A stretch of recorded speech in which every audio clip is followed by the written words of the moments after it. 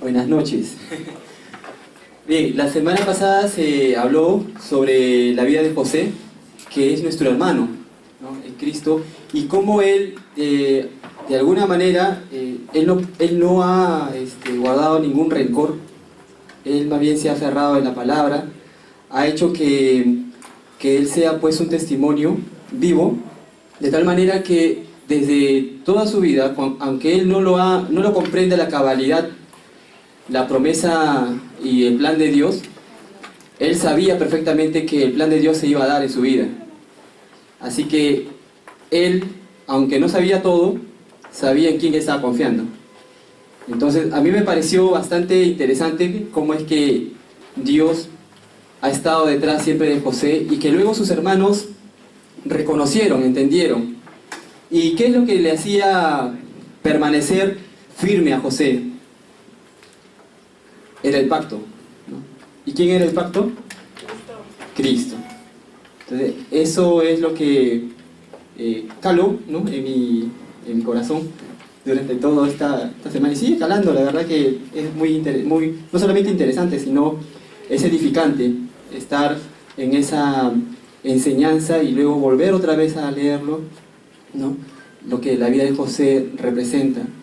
Y creo que nosotros también estamos en ese proceso. No entendemos a la cabalidad todo el plan de Dios, pero ya Dios tiene ya los planes y sus propósitos, ya los tiene ya establecidos, ¿no? Eso es todo. Amén. Ok, otra persona que pueda dar el resumen. Mayra. Mayrita. Ya que viene tu cuentacuento, cuéntanos un poquito de la clase de la semana pasada. ¿Qué? La clase de la semana pasada.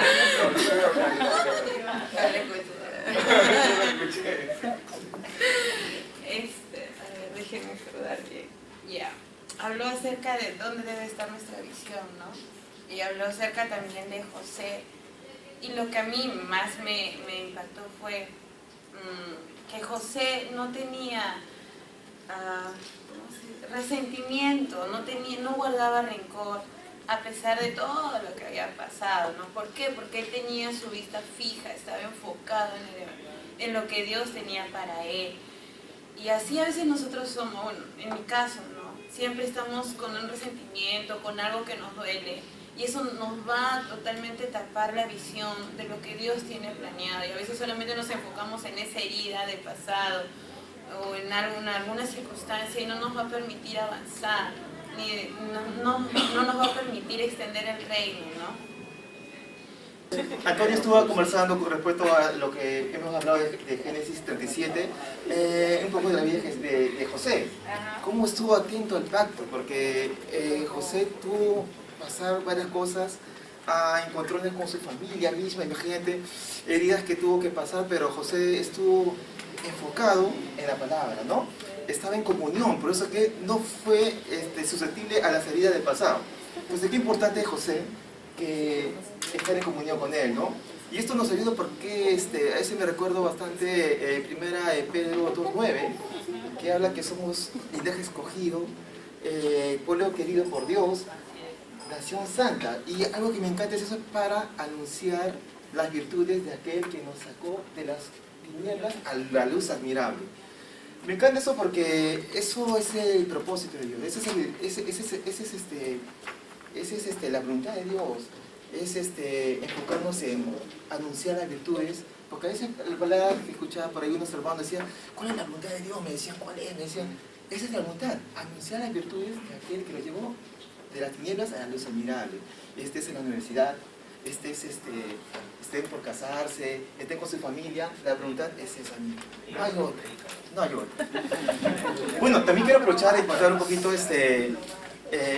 un testimonio que pasó estos días. Estuve de viaje, fui por motivo de mi padre que está enfermo. Fui a Pinar, Cusco. Tremendo frío que hace por ahí, de verdad no saben. Y mi padre, fui porque mi padre estaba mal de salud. Mi papá estaba mal de salud. Nosotros fuimos al toque y preocupados cómo está mi papá. Pero lo que estaba pensando es que mi papá no era el problema de la enfermedad, él necesitaba de Cristo. Wow. Así que nosotros enfocados fuimos y hablamos del Evangelio. Ni siquiera creo que oramos por su enfermedad, creo que de frente fuimos a hablar sobre el Evangelio y ¿saben qué? Recibió a Cristo. Él y su esposa. Sí, de verdad que fue alucinante. Fue el momento más bonito encontrados ahí. Creo que la enfermedad y los problemas hacen eso, ¿no? Que a uno lo sensibiliza a recibir de Cristo, ¿verdad? Y pues, regresando al tema, de estar conectados. Otra cosa que por ahí me llamó la atención es que cuando el celular está sin batería, estamos como locos.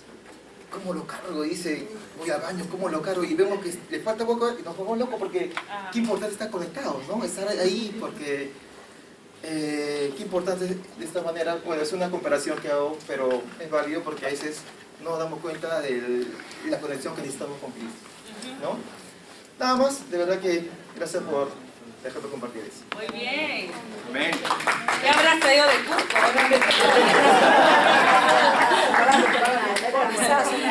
Okay. Al final hablamos. Yo quería también comentarle, como el grupo de la mañana también tuvimos la reunión, hablamos de un tema, bueno, hice algunas preguntas, ¿no? Quiero hacerlas ahorita, solamente 2 minutos. ¿Por qué José pudo, cuál era la actitud de José? ¿Cómo cree que estaba José estando en prisión? Estaba esclavo. Estaba confiado. ¿Qué más? La actitud de José. ¿Cómo estaba José en prisión? ¿Cómo ustedes se imaginan?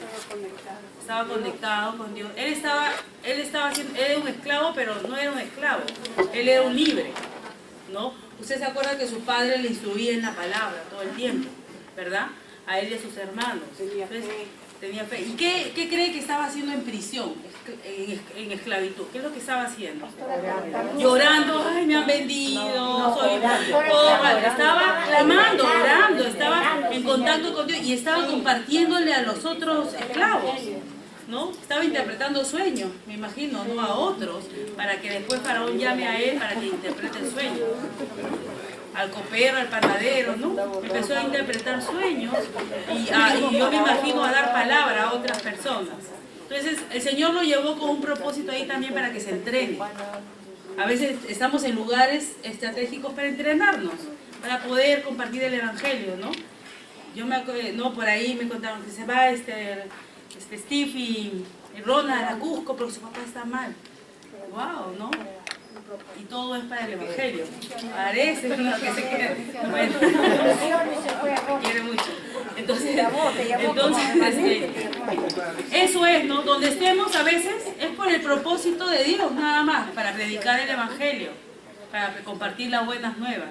José no estaba herido, no estaba lamentándose, no estaba triste porque lo habían tratado así sus hermanos y lo habían vendido. Ninguno de nosotros nos ha vendido, ¿no? Ninguno estamos vendidos, ninguno somos esclavos, no todavía. No, ¿me entiendes? Pero ¿cuál va a ser nuestra actitud en los lugares, en el momento crítico de nuestra vida?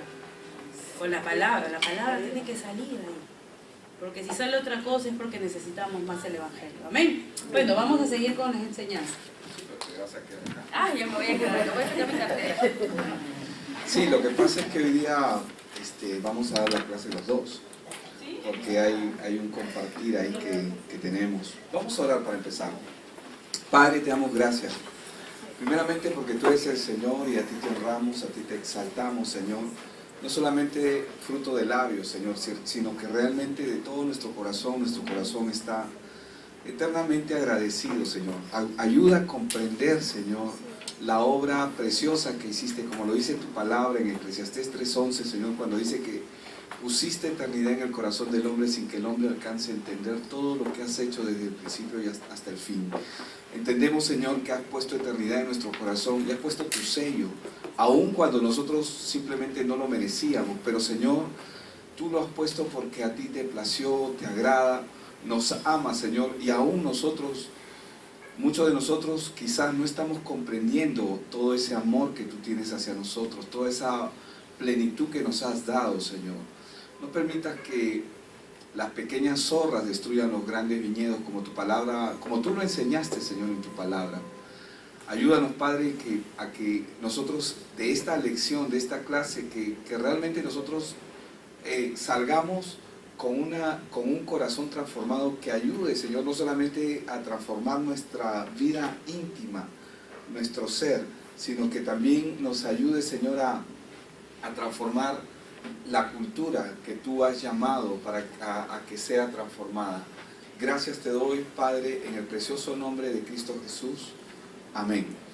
Hoy día entramos a nuestra lección, a nuestra clase número 16. Amén. ¡Wow! Han pasado 4 meses. ¡Qué increíble! No, menos quizás, ¿no? Porque hay meses de 5 semanas, pero una de las cosas que nosotros tenemos que comprender, y justamente la lección de hoy día tiene ese propósito, la lección de hoy día es el llamado que cambia la cultura. Y usted tiene que saber que el Evangelio es lo único que puede transformar la cultura. Pero ¿qué cultura, no? Porque nosotros, existen culturas diferentes de acuerdo a la etnia, de acuerdo a la región, de acuerdo al lugar, de acuerdo a la zona geográfica del mundo. Todas las culturas son diferentes, pero existe una sola cultura que Dios ha puesto y que ha establecido para establecer su reino. Es la cultura del reino, pero que aún nosotros no la vemos con claridad, no la entendemos, pero que vamos a ir comprendiendo. Entonces, cada vez que el Evangelio comienza a proclamarse en un lugar y a expandirse, lo primero que va a hacer el Evangelio es comenzar a romper con muchas estructuras del sistema que están lamentablemente creadas y grabadas en la memoria de muchos de nosotros. Yo quiero empezar con Hechos 4 y voy a leer desde el verso 1 hasta el verso 22, porque quiero que veamos juntos este caso, cómo el Señor comienza a operar. Hechos 4:1 dice: hablando ellos al pueblo, vinieron sobre ellos los sacerdotes. Está hablando de Pedro y Juan, para entrar en contexto. Vinieron sobre ellos los sacerdotes con el jefe de la guardia del templo y los saduceos, resentidos de que enseñasen al pueblo y anunciasen en Jesús la resurrección de entre los muertos. Sabemos que Pedro y Juan, un capítulo antes, habían sanado a un hombre que estaba ciego. ¿Era el caso del ciego? Bueno, por ahí me corrigen. No sé si era el ciego o era el que estaba parado en el templo de la Hermosa. Y era paralítico, ¿verdad? Y les echaron mano y los pusieron en la cárcel hasta el día siguiente, porque ya era tarde. Pero muchos de los que habían oído la palabra creyeron, dice, y el número de los varones era como de 5,000 los que estaban creyendo. Aconteció al día siguiente que se reunieron en Jerusalén los gobernantes, los ancianos y los escribas, dice, y el sumo sacerdote Anás y Caifás y Juan y Alejandro, y todos los que eran de la familia de los sumos sacerdotes, y poniéndoles en medio les preguntaron: ¿con qué potestad o con qué nombre habéis hecho vosotros esto? Entonces Pedro, lleno del Espíritu Santo, les dijo: gobernantes del pueblo y ancianos de Israel, puesto que hoy se nos interroga acerca del beneficio hecho a un hombre enfermo, de qué manera éste haya sido sanado, sea notorio a todos nosotros y a todo el pueblo de Israel, que en el nombre de Jesucristo de Nazaret, a quien vosotros crucificasteis y a quien Dios resucitó de los muertos, por él este hombre está en vuestra presencia sano. Este Jesús es la piedra reprobada por los edificadores, en otra versión dice desechada, ¿verdad? La cual ha venido a ser cabeza del ángulo, o piedra angular, como dicen otras versiones. Y en ningún otro hay salvación, porque no hay otro nombre bajo el cielo dado a los hombres en que podemos ser salvos. Entonces, viendo el denuedo de Pedro y Juan, y sabiendo que eran hombres sin letras y del vulgo, se maravillaban y le reconocían que habían estado con Jesús. Y viendo el hombre que había sido sanado, que estaba en pie con ellos, no podían decir nada en contra. Entonces les ordenaron que saliesen del concilio y conferenciaban entre sí diciendo: ¿qué haremos con estos hombres? Porque de cierto señal manifiesta ha sido hecha por ellos notoria a todos los que moran en Jerusalén, y no lo podemos negar. Sin embargo, para que no se divulgue más entre el pueblo, amenacémosle para que no hablen de aquí en adelante a hombre alguno en este nombre.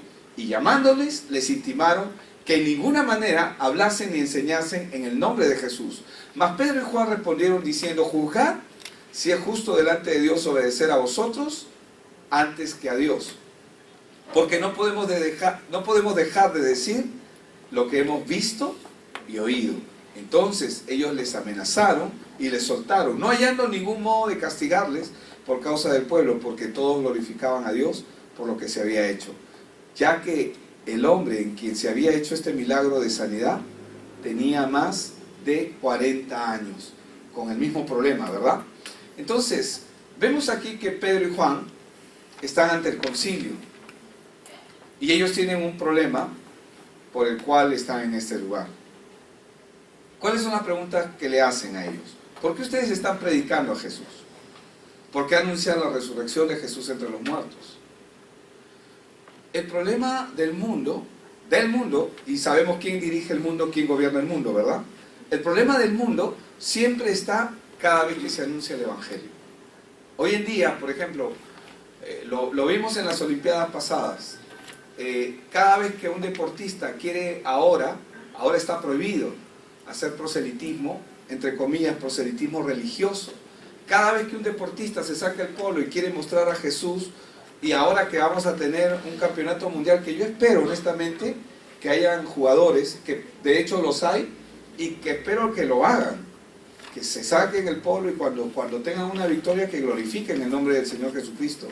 Pero lo vimos en las Olimpiadas pasadas, y que apareció un deportista con una vincha de Jesús, o se levanta la camiseta y dice Jesús es el Señor, toda la gloria para Él, inmediatamente es sancionado. ¿Por qué? Esto no ocurriría si ellos levantaran otro nombre. Pero el nombre de Jesús es un peligro para el sistema, para el mundo. Ahora, esto no solamente ahora ocurre en el campo deportivo, sino ocurre en todas las áreas del sistema de gobierno. Por ejemplo, hay dos cosas que se dicen, entre comillas, que no se pueden hablar en una reunión, ¿no? Ni de deporte, ni de política, ni de religión. Pero esa es nuestra naturaleza. ¿Por qué? Porque, hermanos, si nosotros conocemos cuál es la respuesta al problema del hombre, no podemos dejar de decir, como dijeron Pedro y Juan, no podemos dejar de decir y hablar lo que hemos visto y lo que hemos oído. Entonces, ellos dicen, el mundo dice, no puedes hablar acerca de Jesús, no puedes mencionar el nombre de Jesús en público. Y vemos que esto no es un problema de ahora, sino que es un problema histórico, viene desde antes. ¿Por qué? Porque lo que se está tratando de detener es el nombre de Jesús. Es el único nombre. Ahora, la sociedad que no es creyente, es decir, la sociedad que está bajo el sistema de este mundo, no importa la cultura donde esté, a la que pertenezca, de esta época, y la sociedad no creyente de épocas pasadas, ellos están tratando de parar y de detener el nombre de Jesús. Y cuando tú mencionas el nombre de Jesús, sabemos que inmediatamente va a haber oposición. ¿A qué se debe esto? Simplemente una cosa, la humanidad está atrapada en Génesis 3. ¿Qué significa que la humanidad esté atrapada en Génesis 3? Ahora no estoy hablando del pecado, porque sabemos que en Génesis 3 se comete el pecado, pero Génesis 3 es el símbolo, de alguna manera, Génesis 3 del 1 al 6 o al 7, donde se produce la caída, es el señorío que ejerce Satanás sobre el sistema del mundo, sobre el hombre. Entonces, vamos a ver Hechos 4 del 15 al 18 y voy a repetir. Entonces les ordenaron que saliesen del concilio y conferenciaban entre sí diciendo, ¿qué haremos con estos hombres? Porque de cierto señal manifiesta ha sido hecha por ellos, notoria a todos los que moran en Jerusalén, y no lo podemos negar. Sin embargo, para que no se divulgue más en el pueblo, les amenazaron, dice, no, amenacémosle para que no hablen de aquí en adelante a hombre alguno en este nombre. Y llamándoles, les intimaron que en ninguna manera hablasen ni enseñasen en el nombre de Jesús. Esto es algo que el enemigo siempre va a querer hacer. Esto se va a repetir época tras época, y la verdad es que esto va a empeorar. Esa es la verdad, va a empeorar. Porque es necesario que empeore para que el hombre, porque va a haber un quebrantamiento en el mundo. La Biblia dice que la Biblia anuncia que así como las aguas cubren la mar, va a ser la cantidad de creyentes que van a haber. Pero esto tiene que, lamentablemente, tiene que llegar a un nivel aún más fuerte, donde el blanco es blanco y el negro es negro. O sea, donde el que es creyente tiene que ser creyente de verdad, no jugando al creyente, como hoy en día aparecen 50.000 profetas en la calle diciendo y profetizando. A veces hasta mandan sus profecías por Facebook o la ponen y etiquetan a miles de personas y no se cumplen. Ay, es que me equivoqué. Esa equivocación era muerte en el Antiguo Testamento, porque el profeta era muy considerado y valorado. ¿Por qué? Porque el profeta era el que hablaba en nombre de Dios. Y Jeremías 23 dice, si la profecía no se cumplía, mátenme. Entonces, ¿cuál era la garantía de que la palabra de Dios era la palabra de Dios? A ver, si mañana dicen, a ver, todos esos profetas, si no se cumple lo que está diciendo, te vamos a matar. Vamos a ver si van a estar dando profecías, como locos. Entonces, ¿qué número de Jeremías era? 23, Jeremías capítulo 23, todo el capítulo 23. Eso para tarea para la casa. Ahora, la Biblia describe que este ser espiritual que tiene atrapada la cultura, porque ya no estamos hablando del mundo, sino la cultura propiamente dicha, destruye al hombre justamente por esa razón, porque lo tiene atrapado. ¿En qué lo tiene atrapado el hombre? ¿En qué está atrapado el hombre? Sí, yo sé que está en el pecado, está separado de Dios, pero Proverbios 16:25 y Proverbios 14:12, que dicen prácticamente lo mismo, nos enseña en qué está atrapado el hombre.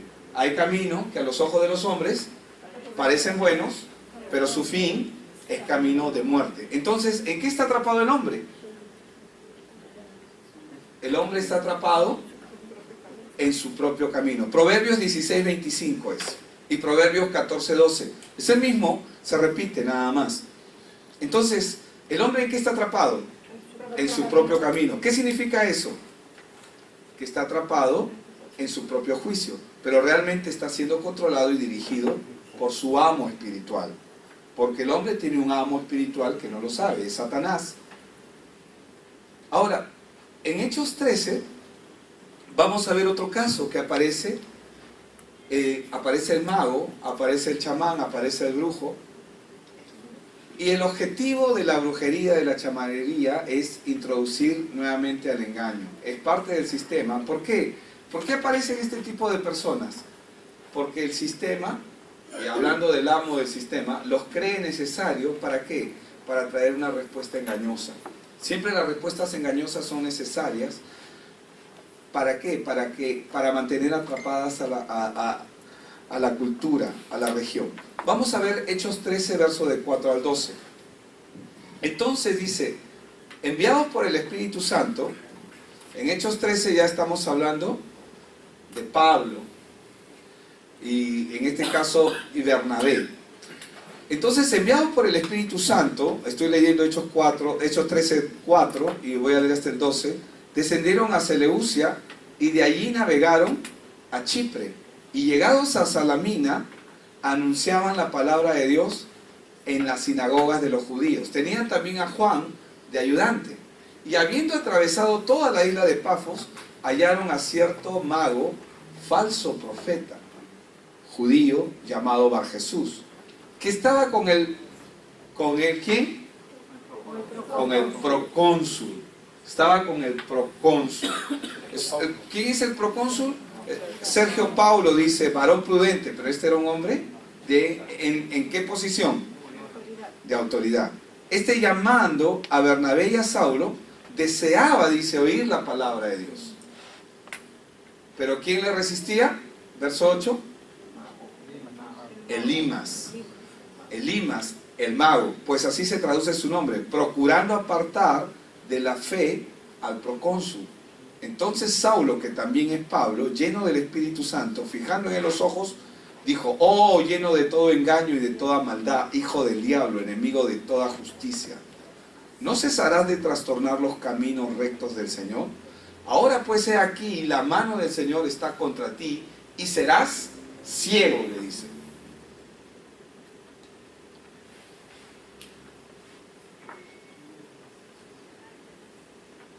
y será ciego, y no verás el sol por algún tiempo. E inmediatamente cayeron sobre él la oscuridad y las tinieblas, y andando alrededor buscaba quien le condujese la mano, dice, ¿no? En el 12 dice, entonces el procónsul, viendo lo que había sucedido, creyó maravillado de la doctrina del Señor. ¿Qué nos muestra este pasaje? Yo sé que lo sabemos, pero es igual, es importante mencionarlo, que Satanás está manteniendo atrapada los ojos. Ustedes saben, o sea, ustedes saben que cada presidente que hemos tenido han tenido sus chamanes, sus brujos. ¿Por qué? Porque están buscando, ¿qué están buscando? Respuestas. ¿Pero qué clase de respuestas da el mundo? Engañoso. ¿Qué le dijo Pablo a este hombre? ¿Qué le dijo? Oh, lleno de todo engaño y de toda maldad, hijo del diablo, enemigo de toda justicia. Está hablándole directamente y le está diciendo. Entonces, vemos que este procónsul deseaba oír la palabra de Dios. Hermanos, nosotros no debemos perder tiempo. O sea, cada persona en autoridad tiene que escuchar la palabra de Dios. Y en este grupo, yo creo que muchos de ustedes van a compartirles. A muchos, o sea, a todo tipo de autoridades. Pero el orden espiritual es enemigo de esto. Nunca va a querer, y siempre van a haber personas que aparentemente van a traer respuestas al lado de ellos. Y nosotros tenemos que tener una claridad en eso.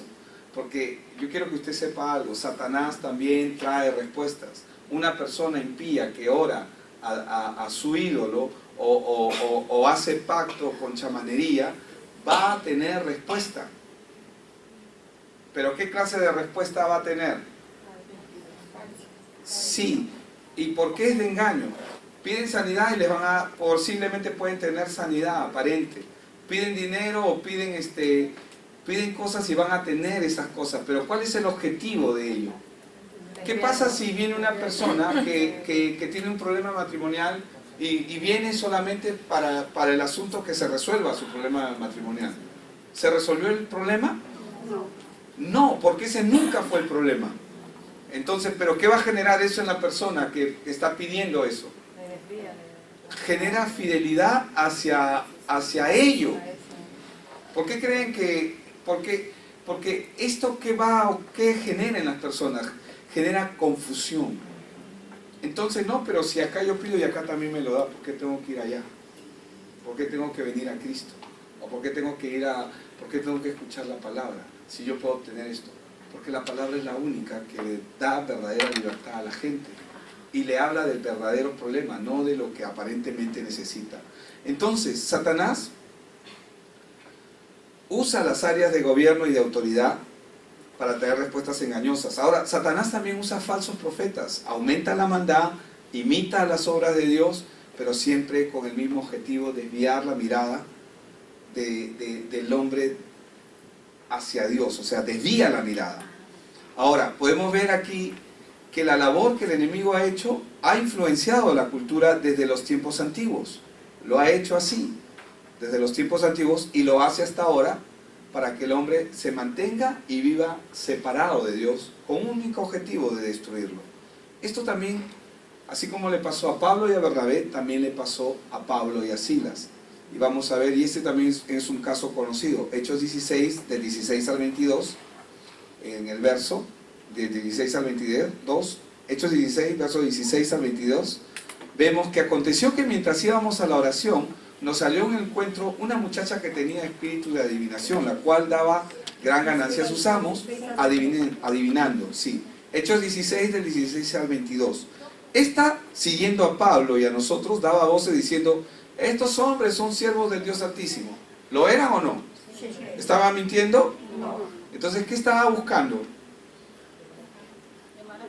Llamar la atención, afirmación, porque tenía un espíritu de adivinación, ¿no?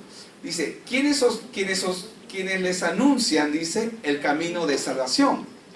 Y esto lo hacía por muchos días, mas desagradando a Pablo, este se volvió y dijo al espíritu, te mando en el nombre de Jesucristo que salgas de ella. Y salió en aquella misma hora. Pero viendo sus amos que había salido la esperanza de su ganancia, prendieron a Pablo y a Silas y los trajeron al foro entre las autoridades. Y presentándolo a los magistrados dijeron: estos hombres, siendo judíos, alborotan nuestra ciudad y enseñan costumbres que no nos es lícito recibir ni hacer, pues somos romanos. Y se agolpó el pueblo contra ellos, y los magistrados, rasgándole las ropas, ordenaron azotarles con varas. ¿Por qué el pueblo se procedió de esa manera contra ellos? Porque iban en contra del sistema y porque a la gente le gusta porque recibir. a las personas les cuesta cambiar, no su cultura, justamente. ¿Ya? Exacto. Exacto. Yo prefiero a alguien que resuelva mi problema aparente inmediato que a alguien que me lleve a la raíz de mi problema. Porque aparentemente en la raíz de mi problema no veo solución. Aparentemente, pero sí es la solución, pero aparentemente no veo solución. Pero con el otro, o con el adivino, o con esto, veo aparentemente la respuesta a lo que necesito, a lo que quiero de manera inmediata. Entonces el enemigo sabe cómo trabajar. Por eso es que el pueblo se agolpó, o sea, nos ha quitado a la divina. Nos ha quitado a la divina, a la bruja, a la que nos estaba diciendo todo lo que necesitamos. ¿Y ahora a quién voy a ir? ¿Quién me va a ayudar? Por eso se agolparon contra ella. Hoy los adivinos de nuestro tiempo están en la misma situación. Tienen programas de radio, de televisión, son personas de mucha influencia, están en autoridad, con gente de autoridad. ¿Por qué? Porque traen respuestas. Pero ¿qué tenemos que hacer nosotros? Con honestidad, se los digo, y con autoridad. Donde tú te paras, ellos no pueden operar. No pueden. No pueden, pero no operan, ¿saben? Porque la luz está allí. Porque donde está la luz, las tinieblas desaparecen. Hoy, esta cultura de adivinación ha entrado a todas las esferas, no solamente en nuestro país, sino en el mundo. Y quizás no existen, yo no voy a decir todos los gobernantes, pero no existen, la mayoría de ellos tienen chamanes. Y esto lo vemos desde la historia. Cuando nosotros vemos que consultaban a sus magos, consultaban a sus agoreros desde tiempos antiguos. ¿Por qué? Porque Satanás tiene ese manejo de desviar. Y si no hay evangelio, obviamente, él va a proceder con todo. ¿Qué lectura nos da esta situación acerca del mundo en el que vivimos? Es simple, la gente no está buscando respuestas a su vida espiritual. Ellos están buscando respuestas a sus necesidades. Pero nosotros tenemos que tener claro que la gente lo que necesita es respuestas, la verdadera respuesta, que es a la vida espiritual. Y obviamente el enemigo se ha encargado de brindar todo tipo de respuestas engañosas que satisfacen temporalmente la vida de la gente, pero apartan a la gente del evangelio. Ahora, el mundo ha desarrollado en la cultura una forma de satisfacer la respuesta del hombre que está buscando. Y esto es un claro ejemplo, porque en Génesis 11:4 la Biblia nos enseña, cuando se estaba edificando la torre de Babel, ellos dijeron en su corazón: edifiquémonos una ciudad y una torre cuya cúspide llegue al cielo y hagamos un nombre. Y si fuéramos esparcidos sobre la faz de la tierra, dice, ¿no? Por si fuéramos esparcidos. Pero ellos estaban buscando hacerse un nombre. ¿Y qué es lo que ha generado la cultura en esto? Ha generado en la cultura de que el hombre busca un nombre conocido. O sea, los brujos son algo que está establecido en la cultura. Yo quiero que esta parte Katy venga un ratito. ¿Por qué? Porque en la cultura no solamente hay eso, sino que hay muchas cosas que culturalmente nosotros hemos recibido y hemos heredado, y que está grabado en nuestra parte emocional, relacional, en nuestro proceder, en nuestro caminar. Yo no creo que eso pase acá, pero por si acaso lo digo, ¿no? Ustedes ya no consultan horóscopos, ¿verdad? Hace muchos años, ¿verdad? Por si acaso. Pero tampoco hacen así en la Biblia, ¿no? ¿Qué me ha dicho hoy día el Señor? Porque si uno hace, y te dice, busca la ¿tú Biblia. vienes? eso no, eso Claro, da todos tú vienes al Señor. Hoy diablo mentiroso, asqueroso, sucio. ¿Cómo se te ocurre, no? Eso no es de Dios. Ok, yo quería, en la mañana estuvimos también una dinámica muy simpática con el grupo, compartiendo, ¿no? Preguntándole qué entendían por cultura, si realmente lo entendían claramente. Y a veces uno no está familiarizado mucho con ese término, o sí lo hemos escuchado de lejos, porque pensamos que son las culturas típicas peruanas, ¿no? De chavín, ¿no? Modo chica, y también, ¿no? Pero básicamente nuestro país tiene, claro, nuestro país tiene muchas culturas, mucha riqueza cultural, y también dentro de cada familia hay estilo y hay unas costumbres, ¿no? Digamos, por ejemplo, cuando alguien se casa, ¿no? Dice, ¿qué es lo que ocurre generalmente en el mundo, ¿no? La gente empieza a decir, bueno, ¿no? Cada uno con lo suyo, ¿no? Digamos, tú lo tuyo, yo lo mío, y pagamos todo mitad, ¿no? Este es uno de los pensamientos. Y a veces he escuchado incluso cristianos en nuestras entrevistas antes de casarse, diciendo eso, no, yo con lo mío, pastor, y ella con lo suyo, porque así es mejor, más ordenaditos. Lo que dice la palabra, ¿de dónde aprendiste esto? ¿Qué dice la palabra? ¿Qué dice Génesis? ¿Serán qué? Una sola carne. Una sola cuenta. Una sola cuenta. No. Entonces a veces pensamos que nuestras ideas son mejores que nosotros, que la de Dios, ¿no? Entonces que creemos que así vamos a resolver la situación, ¿no? No, que cada uno con lo suyo, pues, dice. Claro, porque ¿Por qué? Porque piensas desde antes que no va a funcionar, entonces ¿para qué te casas, no? Porque Exacto. eso es un indicio de que estás pensando de que de repente, esa relación no va a funcionar. exacto, entonces es parte también de la familia, ¿no? Porque escuchamos la voz, no, que mi mamá me dijo que mejor, como yo tengo tanta plata aquí en mi cuenta, entonces mejor cada uno separadito, ¿no? Y empieza, y no se está dando cuenta el valor que tiene el matrimonio, digamos, ese es un ejemplo, ¿no? No lo entienden. No lo entienden, ¿no? Generalmente a veces no dejan, ¿no? Dice, ya, yo vivo aquí, mis padres viven aquí, pero todavía yo dependo de ciertas situaciones, ¿no? Dependo que si mis padres, ellos están, no, yo tengo que correr porque primero son mis padres, ¿no? ¿Han escuchado eso? ¿No? Pero el orden de Dios, ¿qué dice? ¿Quién es primero? Lo dejarás a tu padre y a tu madre, es cultural, ¿verdad? No, muchas veces, incluso mujeres que dicen, primero son mis hijos, antes que mi esposo. Ya, o sea, ¿me entienden? Bíblicamente hay otra enseñanza, entonces culturalmente hemos sido influenciados, incluso cristianos que pensamos así, que primero son nuestros hijos y después el esposo, o primero son nuestros padres y después mis hijos, ¿no? Entonces, por años hemos escuchado esas enseñanzas y cuando llegamos a Cristo, qué lindo Cristo, pero no soltamos esa área, ¿no? Yo también hoy día compartíamos con las hermanas, por ejemplo, vemos a una mujer, la gerente del Banco X, ¿no? Gerente general, maneja personal, viaja al extranjero, se codea con los bancos de otros países. Entonces ya ella llega a un momento donde dice, bueno, ya tengo tantos años, ya trabajé, disfruté, ahora voy a tener a mi hijo. Y sale embarazada y dice, renuncio, porque me voy a mi casa a dedicarme a mis hijos que voy a tener.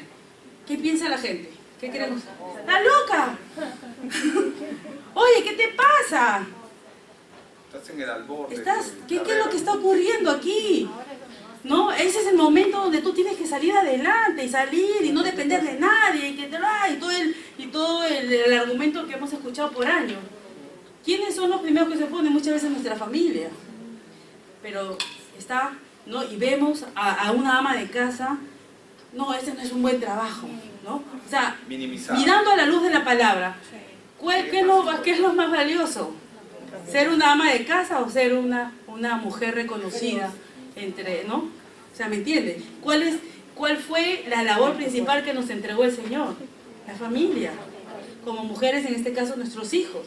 Pero hay mujeres que se sienten intimidadas cuando no tienen un título y piensan que el título de madre ha sido dado por Dios, no ha sido dado por nadie más, por este mundo. El título de madre ha sido dado por Dios, por el Todopoderoso. Y ese es el título que nadie te lo va a quitar cuando lo seas. ¿entiendes? Pero nosotros pensamos muchas veces, porque la cultura, o culturalmente hemos arrastrado con esas enseñanzas. En la iglesia también ocurre eso. No me van a decir que no. Entonces ocurre eso. Me siento más porque yo tengo más títulos y tú todavía no. Ahora ya tengo PhD, tengo titulaciones no, todos somos valiosos delante de Dios. Y no tenemos, y si lo tenemos, gloria a Dios, es para alcanzar a otras personas igual, a nuestros padres en ese nivel. Como José, a usted no le va a llevar a la cárcel, pero la va a llevar a la universidad.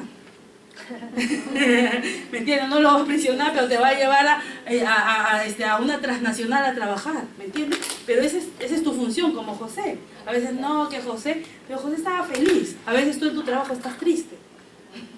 ¿Me entiendes? ¿Por qué? Porque nuestra cultura nos hace pensar que las cosas de Dios es lo secundario, no es importante. Entonces, por ejemplo, todo el tener hijos, ¿no? La Biblia manda, es una multiplicarnos, ¿no? A tener Génesis hijos. 1:28 es que nos multipliquemos. Claro, pues, ¿no? Y cada uno puede decir, yo tampoco puedo tener uno, tengo dos, no hay problema, eso no hay problema. Pero el tema es que ahora que dicen las parejas jóvenes, no vamos a tener, dicen. No es tiempo. Hay países donde, Ajá. China, por ejemplo, limitó hasta hace unos años a uno. Ahora pueden tener dos, pero estaban limitados a uno. Es un problema social, pero fueron ante la Biblia, ante la palabra, en contra de la palabra. En contra de la palabra y quisieron regular, no tener más de 2 hijos.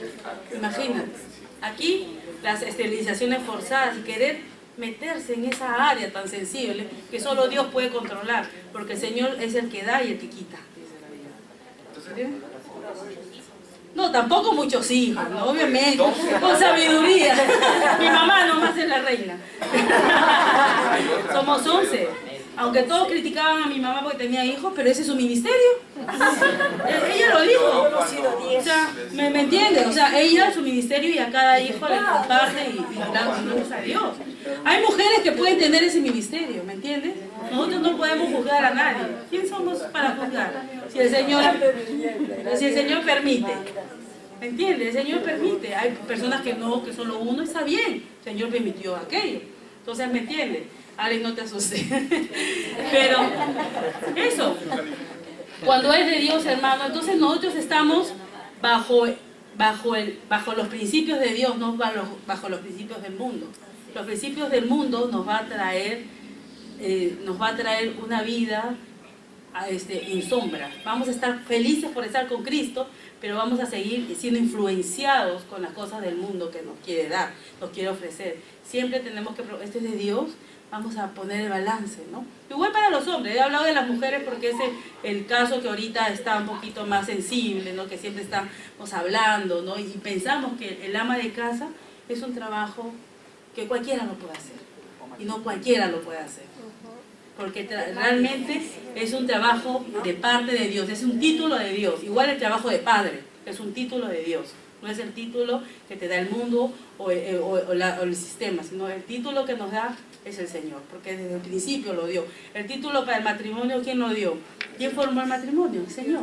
¿Y qué es lo que quiere hacer en este tiempo el sistema y las leyes? Destruir el matrimonio. ¿Qué quiere hacer? Destruir la familia, aprobar los matrimonios homosexuales. ¿Por qué? Porque están yendo en contra de las cosas del Señor. Por eso que tenemos que tener el Evangelio claro y donde estar como José, predicando la palabra y estar listos para tomar ciertos lugares que el Señor quiere usar, donde nos quiere usar, ¿no? Ok. Amén. Entonces vemos que qué es lo que hace el Evangelio. Alinea la cultura al orden de Dios, que es lo que queremos, es lo que se tiene que establecer. Por ejemplo, vimos en los tiempos antiguos, en la época misma de nuestro Señor Jesucristo, y después en la época de Pablo, vemos el alboroto que hubo con ellos y en su tiempo. Por ejemplo, el alboroto de Éfeso. ¿Cuál fue el alboroto de Éfeso? En Hechos 19, verso del 23 al 28, dice: hubo por aquel tiempo un disturbio no pequeño, dice, acerca del camino. Hechos 19, verso del 23 al 28.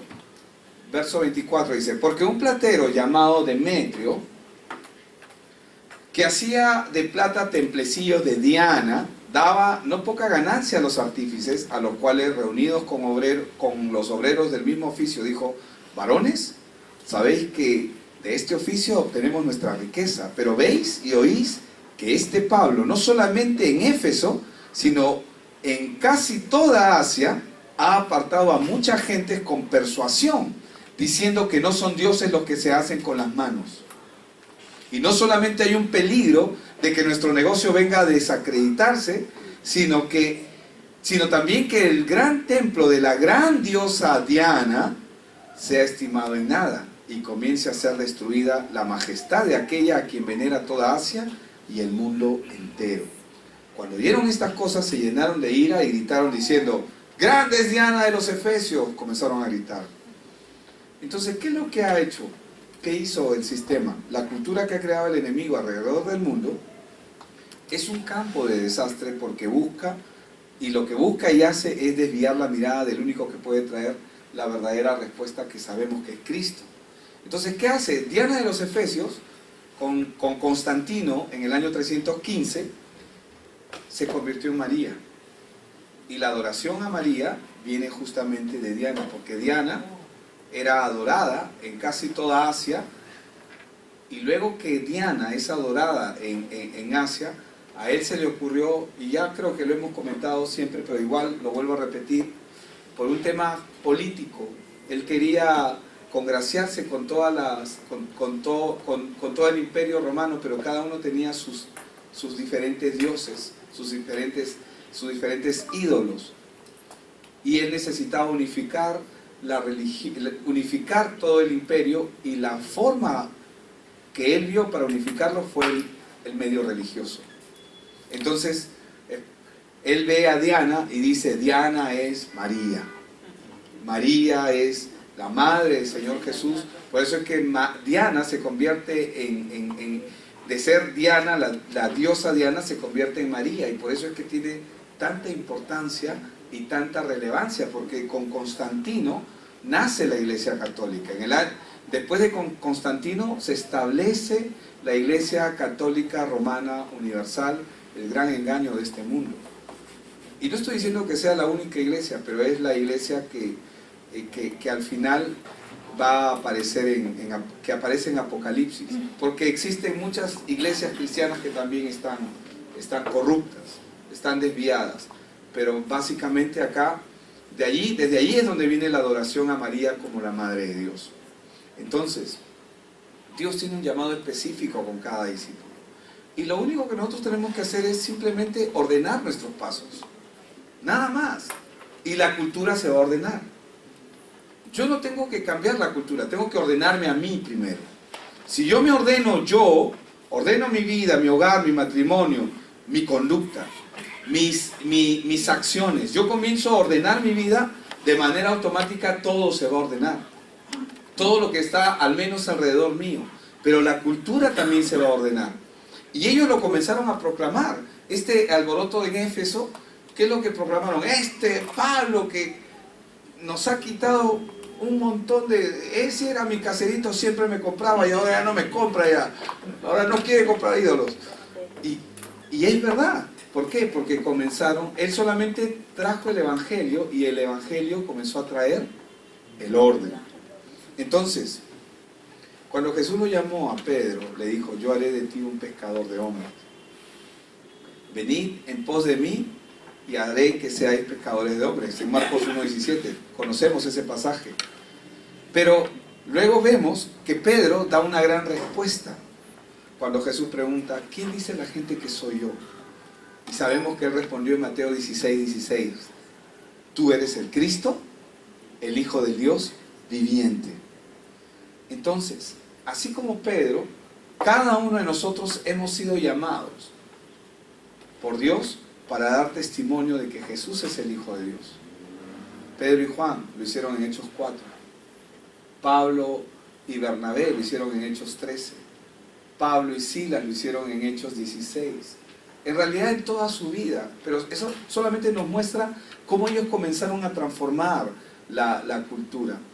Pedro, ¿por qué menciono el caso de Pedro? Porque el ordenamiento de la cultura tiene que comenzar en casa, y comenzó en casa. Pedro tenía no solamente Pedro, sino en sí toda la cultura judía tenía una pleitesía muy grande hacia Moisés. Porque Moisés había traído la ley, y Moisés estaba en un peldaño muy elevado.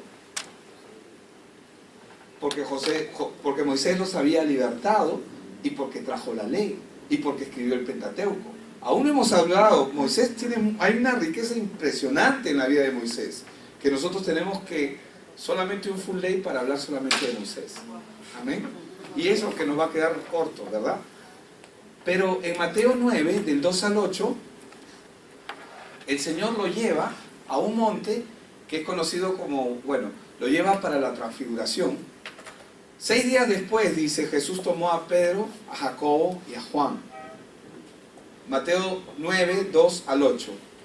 Y los llevó aparte solos a un monte alto, y se transfiguró delante de ellos. Y sus vestidos se volvieron resplandecientes, muy blancos, como la nieve, tanto que ningún lavador de la tierra los puede hacer tan blancos. Ahí ningún detergente ayuda. Y les apareció Elías con Moisés, ¿verdad? Les apareció, estoy ya leyendo el verso 4. Y les apareció Elías con Moisés, que hablaban con Jesús. Mateo 9. Perdón, sí, Marcos es. Gracias.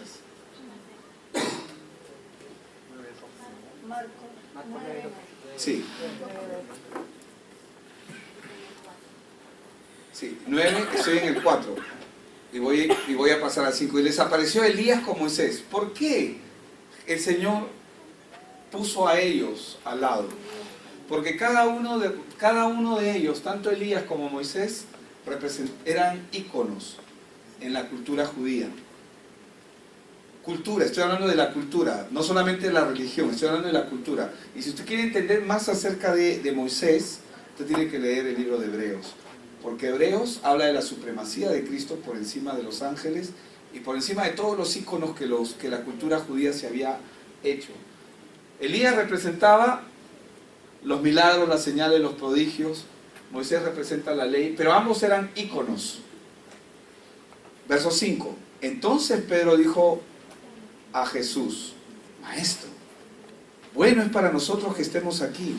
Claro, o sea, estaban viendo algo extraordinario, pero el Señor tenía un propósito, porque el Señor sabía lo que Pedro iba a hacer, el Señor sabía lo que Juan iba a hacer, el Señor sabía que Jacobo iba a ser el primer pastor de la iglesia en Jerusalén. Cada uno de ellos tenía un plan y un propósito. No es casualidad que ellos estén en el monte de la transfiguración. 2 veces se transfiguró el Señor y los lleva a ese lugar, y Pedro le dice, ¿no?, en toda su emoción: hagamos aquí 3 enramadas. ¿Qué hizo Pedro? ¿Qué está haciendo Pedro? Maestro, ya, hagamos 3 enramadas. ¿Qué está haciendo? Los está poniendo en el mismo nivel. Jesús no está en el mismo nivel. Él es el Señor. Pero Él los está poniendo en el mismo nivel. Hagamos 3 enramadas, le dice. Una para ti, otra para Moisés y otra para Elías. Ya entendí el Evangelio. Así tiene que ser. Porque no sabía, ¿qué dice ahí? ¿Qué dice en el verso 6? Porque no sabía lo que hablaba. Él no sabe. ¿Y cuántos de nosotros hablamos piedras? Y yo también levanto mi mano. A veces, ¿no? Entonces, verso 7, vino una nube que les hizo sombra. Y desde la nube, una voz que decía: este es mi Hijo amado. ¿Qué está rompiendo? Él está rompiendo con la cultura. ¿Qué está rompiendo el Señor? Él está rompiendo el ícono de Elías, la imagen de Elías, y está rompiendo con la imagen de Moisés. ¿Por qué? De idolatría también. Pero, ¿qué es lo que Él está haciendo? Él está corrigiendo cómo tenemos que ver. Por eso es que Él dice: este es mi Hijo amado, dice, ¿no? A Él oíd. A Él, o sea, solamente a Cristo. Y luego, verso 8, cuando miraron, no vieron más a nadie consigo, sino a Jesús solo. Entonces, el Señor mismo se encargó de romper con una estructura, de romper con algo que estaba grabado en la cultura del pueblo de Israel. Era necesario que esto ocurra, era necesario. Entonces, de la misma manera, Dios va a llevar a cada uno de nosotros, sus discípulos, para ser confrontados. Dios nos va a confrontar con aquello que respetamos. ¿Sabes que Él va a derribar tus ídolos? Gloria a Dios. ¿Cuánto dicen gloria a Dios? Él va a derribar tus ídolos. Y si tu ídolo es tus hijos, tus padres, tu familia, tu esposo, tu esposa, no quiero que se me malinterprete, pero Él va a encargarse de derribar ese ícono que muchas veces hemos creado. Puede ser el trabajo, los estudios, qué sé yo. Entonces, ¿por qué? Porque Dios va a confrontarnos con aquello que nosotros respetamos o valoramos para aprender. Verso 7, por favor. Lo que Pedro, Juan y Jacobo tenían que aprender. A Él oíd. Es que yo sé que esto suena a Él oíd y yo sé que suena fácil decirlo, pero vivir esto, eso no es nuestra realidad día a día. Día a día tenemos que aprender a caminar bajo a Él oíd. Día a día, porque realmente somos tardos para oír. Somos tardos para oír, tardos para entender. Entonces, ¿qué es lo que nos muestra el Señor? Que solo Cristo, solo en Cristo deben estar puestos los ojos, pero entender que cuando nosotros comenzamos a caminar conforme al Evangelio, Él va a transformar la cultura. Pero la transformación de la cultura comienza con nosotros. Y la transformación de la cultura, ¿cuándo comienza? Cuando el Señor comienza a sacar lo que está grabado en nosotros. Yo espero que pasen debajo de escaleras ustedes, ¿verdad? Yo espero que si se excusan con un gato, o lo recogen, le dicen miau miau, o lo saludan, ¿no? Porque pero a veces no nos damos cuenta, pero hay gente que está, hermanos que están en la iglesia, pero todavía actúan y operan conforme al sistema, como si Cristo no hubiera hecho nada en sus vidas. El otro día quise comprar sal en la noche y no encontraba, nadie me cree. No tengo, más mentiroso. En la mañana si lo compro, sí, es que recién me la han traído, ¿no? Entonces, hermanos, Dios nos ha puesto a nosotros, y ya vamos terminando, para parar los desastres. El Evangelio tiene el poder de parar los desastres y de cambiar la cultura. Y Jesús, el Señor, nuestro Señor lo garantizó en Mateo 28, del 18 al 20, y con esto terminamos. Él se acercó y nos habló. Bueno, no estábamos ahí, pero es para nosotros también. Y les habló diciendo: toda potestad me es dada en el cielo y en la tierra. Por tanto, id y haced discípulos. ¿Quiénes van a cambiar la cultura? Los discípulos, nosotros. Haced discípulos a todas las naciones, bautizándolos en el nombre del Padre y del Hijo y del Espíritu Santo. Y en el verso 20, he aquí, yo estoy con vosotros todos los días, hasta su venida, hasta el fin del mundo. Amén. Amén. Vamos a orar.